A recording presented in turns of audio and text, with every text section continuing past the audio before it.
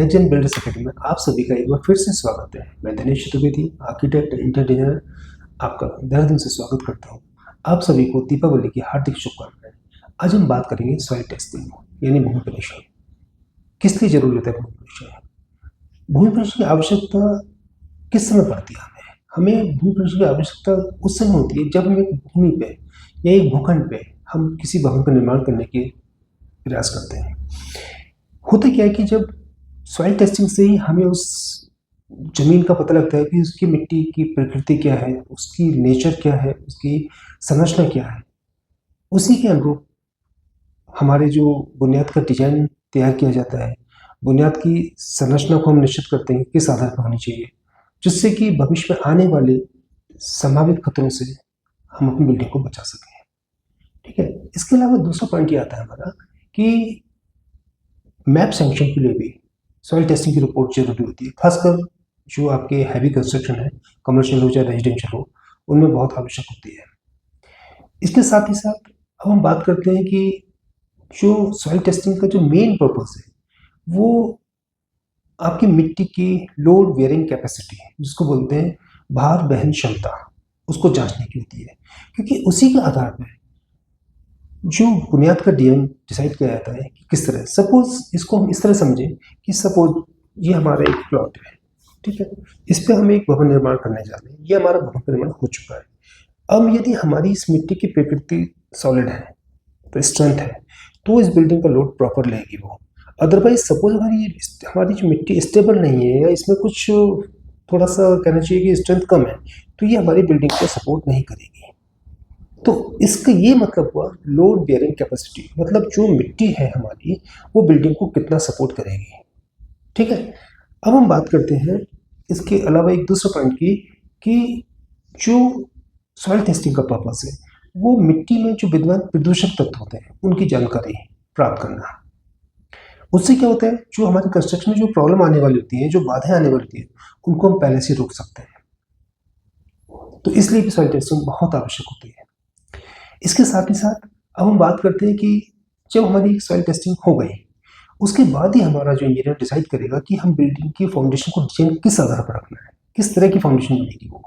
वो आपकी traditional foundation होगी या आइसोलेटेड फाउंडेशन होगी या राफ्ट फाउंडेशन होगी। लेकिन मेरा एक सजेशन यहाँ पे है कि जब भी आप कोई थोड़ा मीडियम कंस्ट्रक्शन भी करते हैं, चाहे वो रेजिडेंशियल हो कमर्शियल हो, उसमें आपको राफ्ट जरूर कास्ट करानी चाहिए, क्योंकि राफ्ट के आधार पे ही एक अच्छा सॉलिड कंस्ट्रक्शन बन पाता है। हालांकि जो छोटे घरों में इतनी आवश्यकता नहीं है, लेकिन फिर भी कोशिश करें कि अगर थोड़ा भी मीडियम कंस्ट्रक्शन जा रहा है तो उसे राफ्ट के तरीके से ही पूरा कराएं तो ज़्यादा बेटर होगा। अब बात आती है हमारी, एक पॉइंट और आता है इसमें सॉइल टेस्टिंग के साथ साथ, कि हमारी जो मिट्टी की जो हमारी एक शब्द सुना होगा आपने, पढ़ा भी होगा, मिट्टी का द्रवीकरण, इसको बोलते हैं लिक्विफैक्शन। उसकी रिपोर्ट हमें बहुत ज़रूरी होती है फाउंडेशन डिजाइन के लिए, क्योंकि उसी के आधार पर हम एक अच्छा खासा भूकंप रोधी बुनियाद का निर्माण कर सकते हैं। क्योंकि जैसे कुछ इलाके सिस्मिक जोन के हिसाब से काफ़ी सेंसिटिव हैं, तो उसके लिए भी ये भूमि परीक्षण बहुत अति आवश्यक हो जाता है। ठीक है। अब बात हम करें कि भूमि परीक्षण और किस तरह से हमें हेल्प कर सकता है। तो भूमि परीक्षण हम हर लिहाज से ध्यान से देखें तो भूमि परीक्षण के पर्पज़ यही है कि हमारी बुनियाद को हर तरह से सेफ्टी मिले। लेकिन आमतौर पर एक धारणा क्या होती है, लोग सोचते हैं क्या जरूरत है भूमि परीक्षण की, ठेकेदार हमारा कर देगा। ये नहीं होना चाहिए। देखिए, जिसको जिस चीज़ का पता ही नहीं है उस पर हम क्यों इस चीज़ को लेकर चल रहे हैं कि वो कर देगा। एक बिल्डिंग की कॉस्ट देखिए और एक अपने सॉइल टेस्टिंग कॉस्ट देखिए। घर की कॉस्ट की तुलना में 1% भी नहीं बैठेगा, लेकिन उससे आपकी बिल्डिंग की लाइफ कई गुना, कई सालों तक आप सेफ रहेगी, प्लस आपका टाइम और पैसा दोनों बचेगा। ठीक है।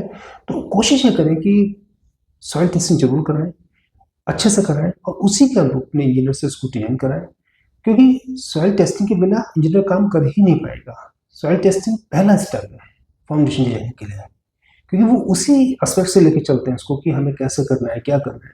जब तक सॉइल टेस्टिंग रिपोर्ट नहीं होगी तो एक तरह से वो एक जस्ट गैस वर्क वाली बात हो जाएगी। तो पहला स्टेप, सबसे पहले सॉइल टेस्टिंग जरूर कराएं। सॉइल टेस्टिंग के बाद उसकी जो रिपोर्ट आएगी वो इंजीनियर से कंसल्ट करेगा, करके वो डिसाइड करेगा कि हमारी जो फाउंडेशन का डिजाइन है किस तरह से होना है, किस बेस पर हमें फाउंडेशन को लेकर चलना है और कितने आपका हम उसमें फ्लोर वगैरह कितने इसमें इशू हो सकते हैं जो कि हमारे फाउंडेशन के लिए लिहाज से सपोर्ट करेंगे। तो कहने का तात्पर्य ये है कि फाउंडेशन के लिए सॉइल टेस्टिंग मस्ट है, मस्ट। ठीक है ना। आपने कई बार देखा होगा कि जो बहुत सी बिल्डिंग्स बन जाती हैं, कुछ सालों के बाद कभी कभी उनमें बहुत ज़्यादा क्रैक्स भी डेवलप हो जाते हैं।